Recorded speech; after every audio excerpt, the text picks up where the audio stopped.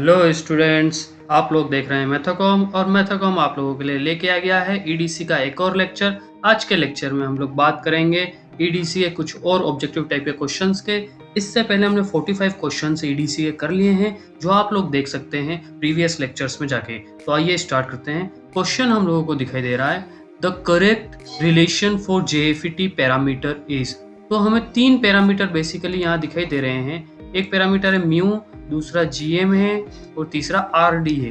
तो एक एक को समझ लेते हैं, फिर रिलेशन भी हम लोग क्लियर कर लेंगे। पहला पैरामीटर क्या है, आरडी समझते हैं हम।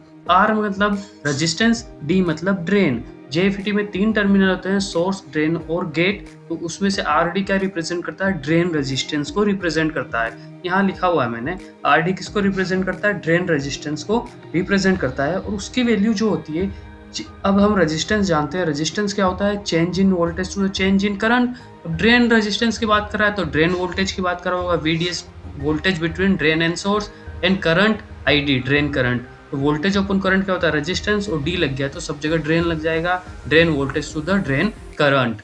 जीएम क्या है, जीएम है ट्रांस कंडक्टेंस। ट्रांस कंडक्टेंस क्या होता है, रेजिस्टेंस का जस्ट अपोजिट होता है। रेजिस्टेंस क्या है, बाधा है। ट्रांस कंडक्शन क्या है, कंडक्टेंस क्या है, चालकता है।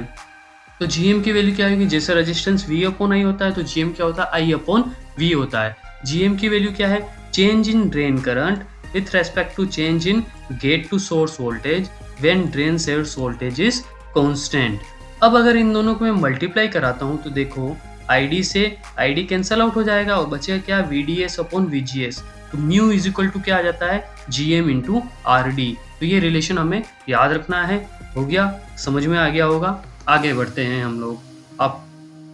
आप लोग कॉपी और पेन लेके बैठ गए होंगे और कॉपी और पेन में आप लोग नोट्स को लिखते रहिए, क्योंकि यही आपके एग्जाम में काफ़ी उपयोगी रहेंगे। 17th क्वेश्चन क्या कह रहा है हमें, 17th क्वेश्चन कह रहा है कि the name of MOSFET terminals are. अब मोसफेट और एफईटी में 3 टर्मिनल होते हैं, गेट, सोर्स एंड ड्रेन। दोनों में ही क्या कितने टर्मिनल होते हैं, 3 टर्मिनल होते हैं, गेट, सोर्स एंड ड्रेन। तो आंसर क्या हो जाएगा, D, gate, source and drain. आगे बढ़ते हैं।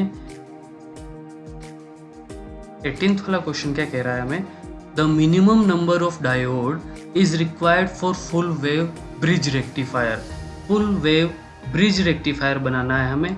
अगर वो फुल वेव सेंटर टेप कहता तो 2 डायोड की रिक्वायरमेंट होती, बट फुल वेव ब्रिज बनाना है जिसमें इस तरह का ब्रिज डेवलप होता है, आप लोगों ने क्लास में पढ़ा होगा, आप लोगों को याद होगा। तो उसमें एक डायोड यहाँ लगता है, एक डायोड यहाँ लगता है, एक यहाँ लगता है, यहाँ लगता है। तो कितने डायोड की रिक्वायरमेंट रही है, 4 डायोड की रिक्वायरमेंट रही है। इन क्वेश्चंस को ही करिए, यही क्वेश्चन घूम फिर के वापस रिपीट होकर आपके 2020 में आने वाले हैं। तो यहाँ आंसर क्या हो जाएगा हमारा, बी वाला आंसर बिल्कुल सही हो जाएगा। नेक्स्ट क्वेश्चन पे आते हैं। 19th क्वेश्चन क्या कह रहा है, the peak inverse voltage of centre tap full wave rectifier. Peak inverse voltage क्या होता है centre tap full wave rectifier का, उसका पीक इनवर्स वोल्टेज क्या होता है, 2 VM हो जाता है। क्या हो जाता है, 2 VM। हाफ वेव रेक्टिफायर और ब्रिज रेक्टिफायर का VM रहता है, but centre tap full wave rectifier क्या हो जाता है, 2 VM हो जाता है। वो हमें याद रखना है। 20 वाला question, if input is V50 sin 100t then approximate output voltage of voltage tripler. हमें क्या याद रखना है, यहाँ पे क्या दे रखा है, वोल्टेज ट्रिपलर दे रखा है। वोल्टेज ट्रिपलर का मतलब क्या होता है, ऐसा सर्किट जो इनपुट वोल्टेज को मैग्नीट्यूड, इनपुट वोल्टेज के मैग्नीट्यूड को ट्रिपल करके आउटपुट देता है। तो इनपुट वोल्टेज का मैग्नीट्यूड कितना, 50, तो आउटपुट कितना मिलेगा, अप्रोक्स 150 हमें मिलेगा। तो आंसर क्या हो जाएगा, डी वाला बिल्कुल सही हो जाएगा। 21 वाला क्वेश्चन कह रहा है कि अगर V इनपुट की वैल्यू दे रखी है, V जेड की वैल्यू दे रखी है, I लोड दे रखा है, I मिन जेड मिनिमम दे रखा है हमें, करंट लिमिटिंग सर्किट जो जीनर वोल्टेज रेगुलेटर में यहाँ सीरीज में लगा होता है, करंट लिमिटिंग सर्किट जिसकी वैल्यू क्या होती है, RS होती है। RS की वैल्यू हमसे पूछ रहा है, तो RS का फॉर्मूला होता है V input minus V Z upon I Z.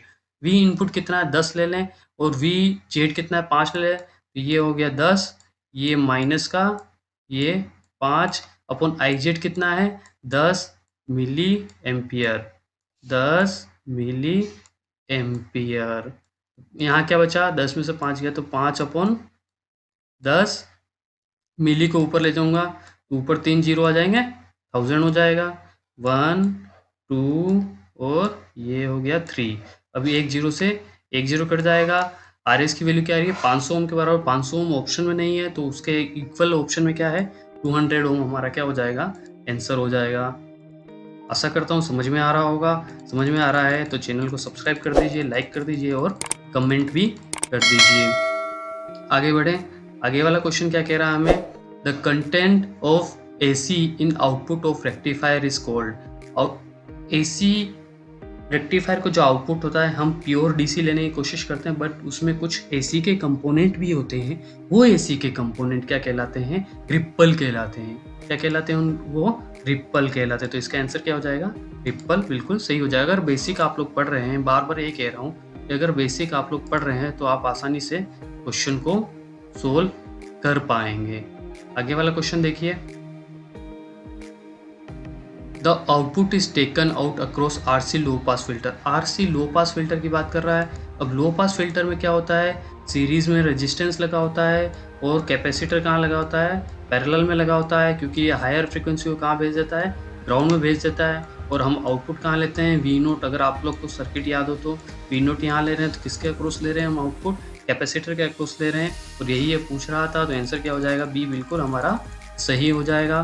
24 वाला क्वेश्चन है, for high pass filter the condition for differentiator. Differentiator की कंडीशन क्या होती है कि RC ग्रेटर देन T होना चाहिए। T क्या है, time period of input signal. RC क्या है, RC constant time constant of RNC। 25th वाला क्वेश्चन कह रहा है, for square wave input if a circuit output is triangular wave then circuit में बी। अगर स्क्वायर वेव इनपुट है और आउटपुट ट्रायंगुलर मिल रहा है, उस केस में सर्किट क्या होना चाहिए, लो फ्रीक्वेंसी पास फिल्टर होना चाहिए। क्योंकि इंटीग्रेटर में हमने देखना है, इंटीग्रेटर क्या होता है, लो फ्रीक्वेंसी पास फिल्टर ही होता है। नेक्स्ट वाला क्वेश्चन क्या दे रहा है, 26 वाला, the amplitude of signal can be clip by. Signal के एम्पलीट्यूड को क्लिप करने के लिए कौन सा सर्किट यूज होता है, डायोड सीरीज भी यूज होता है, डायोड शंट भी यूज होता है, ट्रांजिस्टर भी यूज होता है। तो इसका आंसर क्या हो जाएगा, ऑल ऑफ द अबव बिल्कुल सही हो जाएगा। नेक्स्ट वाला क्वेश्चन क्या है, staircase wave generator is employing. Staircase wave generator में क्या होता है कि क्योंकि स्टेयरकेस में हमें क्या करना है, वेवफॉर्म में इनपुट स्क्वायर वेवफॉर्म है, उसे क्लिप करना है हमें, रैंप वेवफॉर्म को क्लिप करके स्टेयरकेस जनरेट करवानी है। तो क्या सर्किट लगेगा हमारा इसमें, क्लिपर सर्किट लगेगा, जिसकी हेल्प से हम इनपुट वेवफॉर्म को क्लिप करेंगे।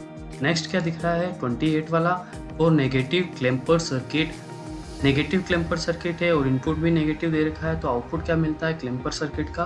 क्लैम्पर क्या करता है, किसी भी इनपुट सिग्नल AC सिग्नल के DC लेवल को इंक्रीज कर देता है या डिक्रीज कर देता है। पॉजिटिव है तो पॉजिटिव साइड में DC लेवल बढ़ा देता है, नेगेटिव है तो नेगेटिव साइड में DC लेवल को बढ़ा देता है। इस तरह के दो आउटपुट देता है क्लैम्पर सर्किट। या तो इस तरह से पॉजिटिव साइड में DC लेवल को इंक्रीज करेगा कि DC लेवल यहाँ चला जाएगा, या फिर ये इस तरह नेगेटिव साइड में DC लेवल को इंक्रीज कर देता है।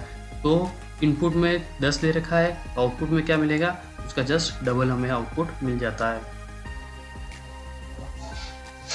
29 वाला क्वेश्चन क्या कह रहा है वो कि the transfer characteristics for diode clipper circuit. किस किस के बीच में ट्रांसफर कैरेक्टरिस्टिक ड्रॉ की जाती है क्लिपर की, तो इनपुट वोल्टेज और आउटपुट वोल्टेज के बीच में डायोड क्लिपर सर्किट के ट्रांसफर कैरेक्टरिस्टिक्स ड्रॉ की जाती है।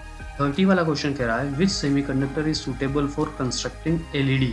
LED बनाने के लिए कौन सा सेमीकंडक्टर यूज होता है, सिलिकॉन नॉर्मल है, जर्मेनियम नॉर्मल है, CDS यूज होता है LDR बनाने में, लाइट डिपेंडेंट रेजिस्टेंस में। तो ऑप्शन क्या बचता है, गैलियम आर्सेनाइड फास्फाइड। तो आंसर डी बिल्कुल सही है। इस तरह हम लोगों ने EDC के 60 क्वेश्चन अभी तक कर लिए हैं। आप लोगों ने प्रीवियस वीडियोस नहीं देखे हैं तो प्रीवियस वीडियोस आप लोग जाके देखिए। तो 60 क्वेश्चन का पूल तैयार हो गया है और काफ़ी अच्छे क्वेश्चन हैं। वही क्वेश्चन आपके रिपीट होकर एग्जामिनेशन में वापस आने वाले हैं। तो आप लोग चैनल को देखते रहिए और फ्रेंड्स के साथ शेयर करिए। आप लोगों का धन्यवाद। जय हिंद।